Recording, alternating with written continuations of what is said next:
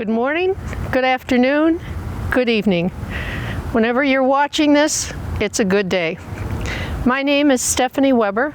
I am the founding and current executive director of Suicide Prevention Services. I'd like to start today by talking about a word, and a word is suicide. A word is flower. A word is Grinch. And what I'm doing by putting these words together is reminding you that suicide is a word. You cannot cause someone's death by asking the question, are you thinking about suicide? So I am here with a message to talk about a word and some warning signs and some things that all of us can do because we're all in this world together. Suicide is an extremely ambivalent emotion. While people are planning their death, they are desperately looking for reasons to live. My word today to you is the following. If someone you love seems anxious, depressed, and/or suicidal, if they indicate, I want to die, I can't go on anymore, I wish I were dead, I'm thinking of killing myself, don't wait for a second clue. Ask that person, what is so painful in your life that you don't want to go on? Tell me what's happening. So in other words, what you're doing is asking open-ended questions and getting someone else to talk. All of us, even the professionals, the hairs on the back of our necks stand up when someone talks about suicide. And that's a good thing because that's a fight or flight risk.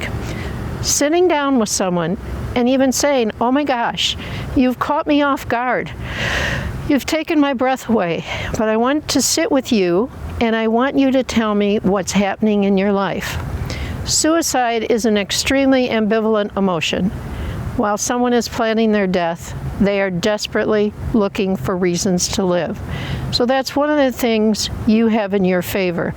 If they talk about suicide, if they talk about death, they are looking for answers. They are looking for help.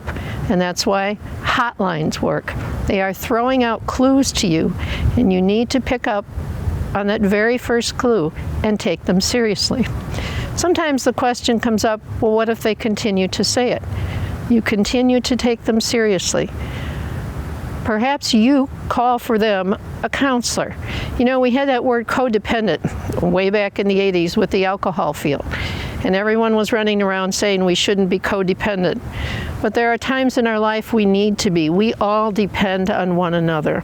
So when you begin to hear the word suicide and you become afraid and you've talked to your loved one and you still have some concerns, that's when you can reach out to a counseling agency. Suicide Prevention Services is more. We do more than counseling suicidal people or depressed people or anxious people or in the aftermath. We are a counseling agency. You have many counseling agencies in the city of Batavia, and we all work together. Some of the other warning signs: giving things away, becoming withdrawn, sleeping too much. I'd like you to look at 3 other key factors that have to do with suicide.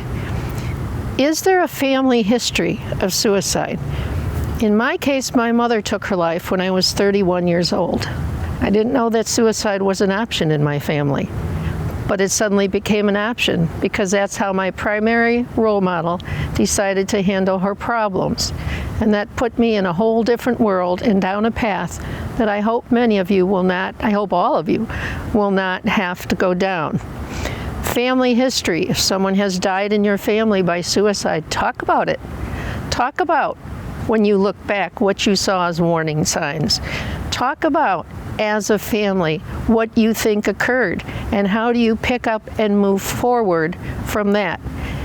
When a parent says to a child, an adolescent, a young person, suicide is not an option in our family, you know what that person is thinking? This is my life. I will make that choice. So I would rather you say, if suicide ever becomes an option for you, please come to me and let's talk about it. One of the fears that adolescents have is that they're going to be put away. They're going to go to the loony bin. They're going to go to the psych ward. Your counseling agencies, suicide prevention services, for example, we are a deterrent for hospitalization. Just because someone mentions the word or talks about death, please don't immediately take them to the emergency room. Most emergency rooms are not equipped to handle people with mental health issues. There will be a long wait. Inpatient can become a greater trauma. Is there a place for hospitalization? There certainly is. If someone has actively taken pills, if they have cut themselves, that is the time to take someone to the emergency room. So I want you to look at family history. I want you to look at if they are talking about suicide, and I want you to look at drug and alcohol involvement. These are some of the key things that we look for. The things not to say: don't be so silly. You wouldn't do anything stupid, would you?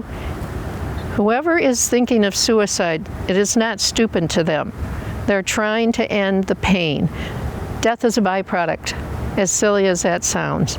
They're trying to end the pain that has built up in their life. That's where we come in. That's where we can help by talking to someone. When I talked about codependency, it's okay for you to make that third-party call. Call us, call Suicide Prevention Services, call a counseling agency and say, I need to bring my son, my daughter, my wife, my husband, my aunt, my uncle, my cousin. I need to bring them in to see you.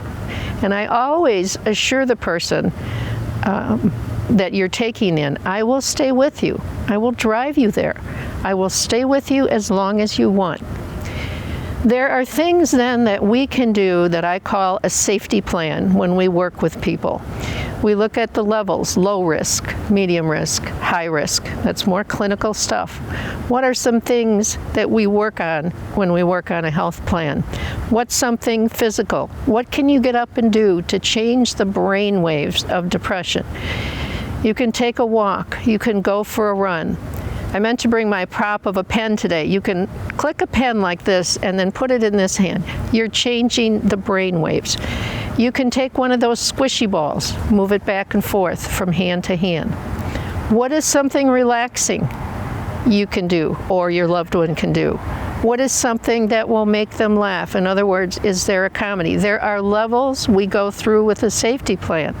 And I'm not making this lighthearted by saying, if someone indicates they're depressed, turn on a comedy. That's not what I'm talking about. I'm talking about a health plan that we at our agency make with the different levels of people who are suicidal.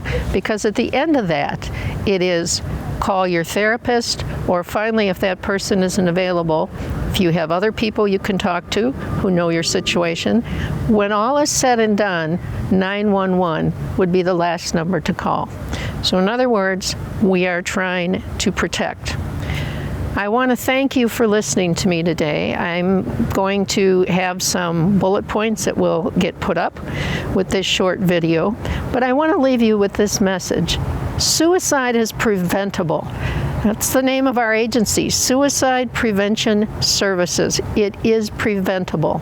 It is a death, like cancer, like heart attacks, like auto accidents. 48,000 people a year in our country die by suicide, compared to 19,000 that die by homicide. So let us pull together. Let us answer your questions.